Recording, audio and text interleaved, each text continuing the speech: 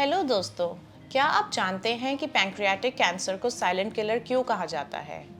क्योंकि इस कैंसर का शुरुआती स्टेज में पता चलना बहुत मुश्किल होता है। जैसे कि हमने पिछले वीडियोस में जाना कि पैंक्रियाटिक कैंसर क्या होता है, उसके लक्षण क्या होते हैं, उसकी डायग्नोसिस कैसे करी जाती है और मैनेजमेंट क्या होता है।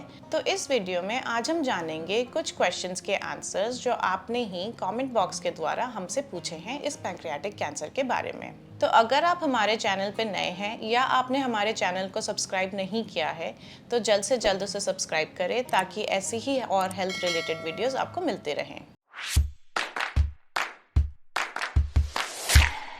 तो चलिए शुरू करते हैं।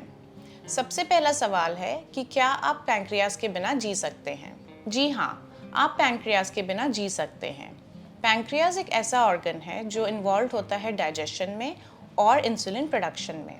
अगर इस ग्लैंड को बॉडी से निकाल दिया जाए तो इसके लिए insulin shots and pancreatic digestive enzymes की ज़रूरत पड़ती है एक्सटर्नली। इसलिए आपको अपनी डाइट एंड हेल्थ का काफ़ी ध्यान रखना पड़ेगा ताकि आपकी बॉडी सही से काम करे। इसके लिए समय और डिसिप्लिन की बहुत ज़रूरत है। अगला सवाल है कि पैंक्रियाटिक कैंसर पेशेंट की कैसे केयर कर सकते हैं। अक्सर पेशेंट्स को अपनी इलनेस के बारे में बहुत ज़्यादा क्वेश्चंस एंड कंसर्न्स होते हैं। उनको सपोर्टिव एंड कंफर्टेबल फील करवाना सबसे बड़ी प्रायोरिटी होनी चाहिए। हेल्थ केयर में उनकी दवाइयाँ टाइम पे देना, डॉक्टर के अपॉइंटमेंट्स का ध्यान रखना, डाइटरी नीड्स को स्पेसिफिकली मीट करना जैसे कि फ्रेश वेजिटेबल्स एंड फ्रूट्स। उनकी स्ट्रेस मैनेजमेंट बहुत इंपॉर्टेंट होती है, so promote activities like yoga. And अगर कोई हॉबीज़ हैं पेशेंट्स की तो उनको डेफिनेटली परस्यू करने में प्रमोट करें ताकि उनका मोराल और बूस्ट हो। And last and not the least, आप अपना भी ख्याल रखें क्योंकि जब तक आपकी सेहत अच्छी है तभी आप दूसरों का ख्याल रख सकते हैं। अब बात करते हैं कि पैंक्रियाटिक कैंसर कितनी तेज़ी से बढ़ता है। पैंक्रियाटिक कैंसर का ग्रोथ रेट कुछ फैक्टर्स पर डिपेंड करता है जैसे कि पेशेंट की एज, उनकी overall health, stage of the cancer जिसमें डायग्नोस हुआ है and type of the pancreatic cancer. इस पर्टिकुलर कैंसर में आमतौर पे जैसे ही कैंसरस सेल डिटेक्ट होते हैं वो बहुत ही रैपिडली ग्रो करते हैं and it leads to advance stage कुछ महीनों में ही।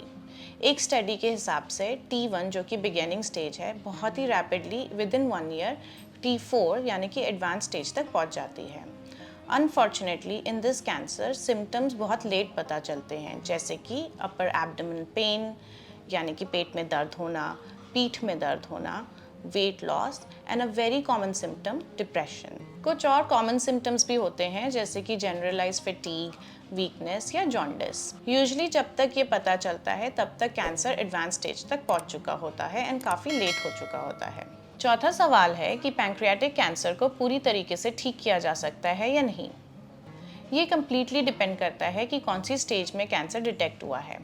अगर अर्ली स्टेज में डिटेक्ट हुआ है तो सर्जरी के थ्रू इसका एलिमिनेशन संभव है, बट अगर ये एडवांस स्टेज में डिटेक्ट हुआ है जो कि यूजुअली होता है तो treatments like chemotherapy and radiation therapy इसकी प्रोग्रेस को स्लो कर सकते हैं बट कम्प्लीटली एलिमिनेट नहीं करते हैं यूजुअली।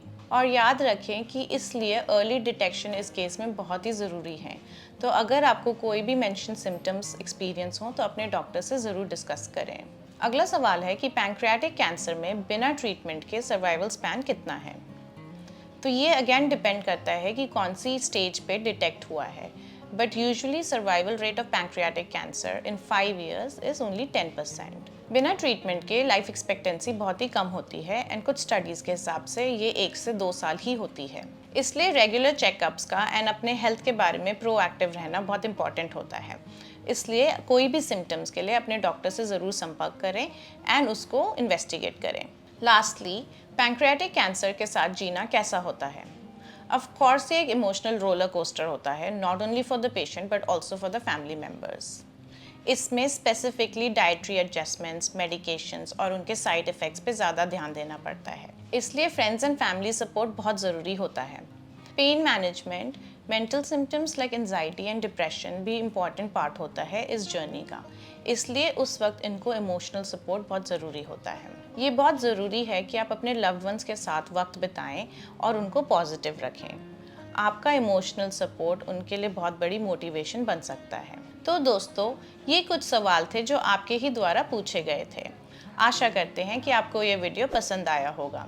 ऐसी ही हेल्थ रिलेटेड वीडियोस के लिए आप हमारे चैनल से जुड़े रहें।